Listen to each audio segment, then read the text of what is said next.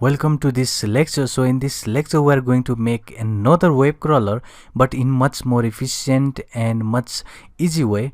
So this will be using the next module, and that is BeautifulSoup. So it is very popular and powerful.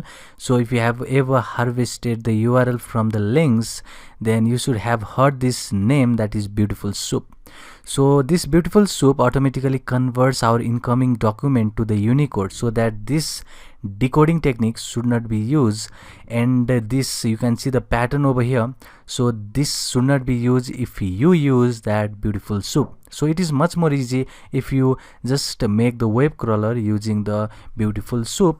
So let's see how this works. So first of all, we have to just import this BeautifulSoup. So for that we have to first go to the settings and just import that module or install that package maybe. So I'll just say I have to install BS4, and that is a BeautifulSoup.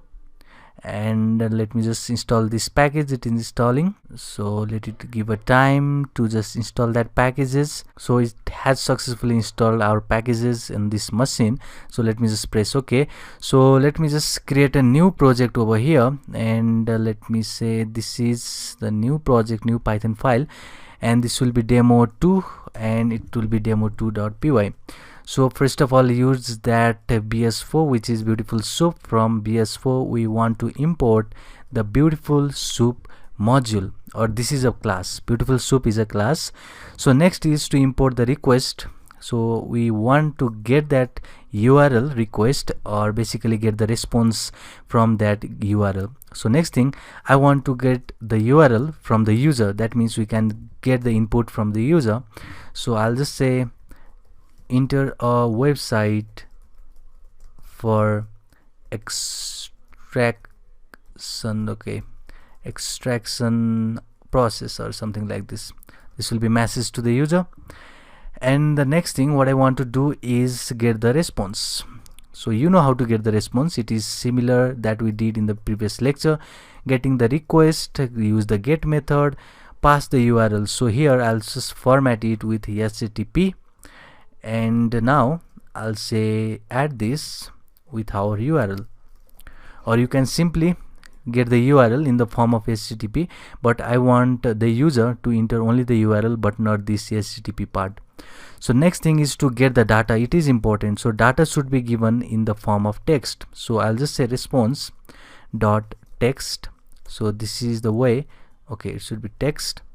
So we'll just get the text. Now we should use the BeautifulSoup. So let's see BeautifulSoup, which is the class, and here we have to pass the data that is in the form of text. So we'll just face this and we'll just make the object, basically instances of this BeautifulSoup over here. And now let's harvest this link. So you can see how easy it is.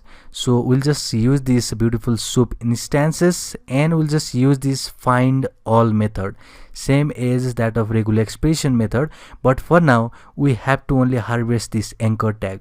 So what this is going to do is, it is going to just search in that document, HTML document, and it will just find this anchor tag. So if you just remember what we just have taught over here, that is in this page, if I go to the view page source, you could see that href tag is in this anchor tag. So this href attribute is in this anchor tag. That means we are just finding this anchor tag now.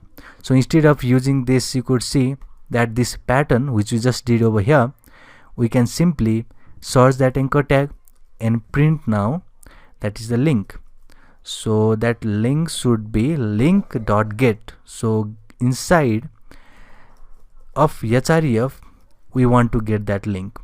So this is so easy to get the link from the BeautifulSoup. So what we just did here, we just get the response, we just convert it into the text data and paste into the BeautifulSoup. We'll just instantiate that soup with this soup object, and we just find from that with this find all method, that is the href tag, or basically anchor tag, and after that we get the content of that href with this get method.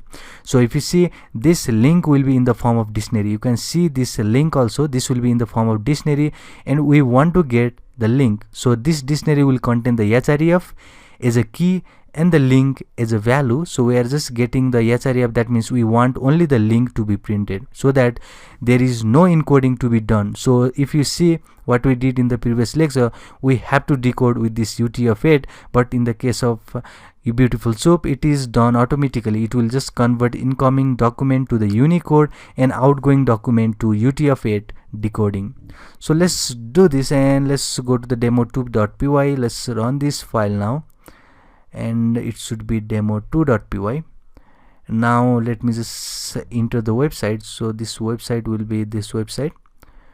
So let me just grab this, copy this, and let it go over here. Let me just paste it. So we don't want maybe this HTTP over here. So let's go over here and just remove this. Let's see if this works. So what happened is we just put here everything. So instead of that, I'll just say test php.vulnwave.com is my website. If I just hit enter, it is going to give us a link. So you can see how easy it is to make this link. So next thing what you can do is similar to that what we just did in the previous lecture. So let's go over here. Now you can make use of this URL join in order to just convert that relative link to the beautiful link. So let's go right over here and paste it down here, and after you get that href, you can simply join that link too. So you can see we can do something like this.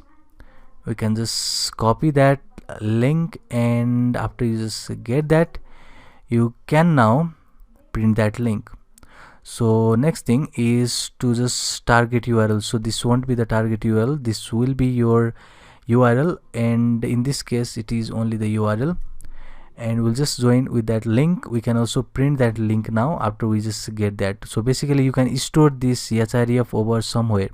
So instead of just doing this, you can do something like, okay, let me just get this, and let me just store in the test link.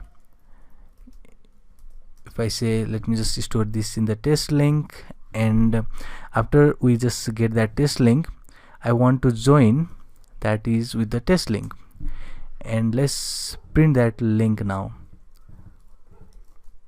So you can simply do this, and now let's see if this works or not. So you can also simply print over here.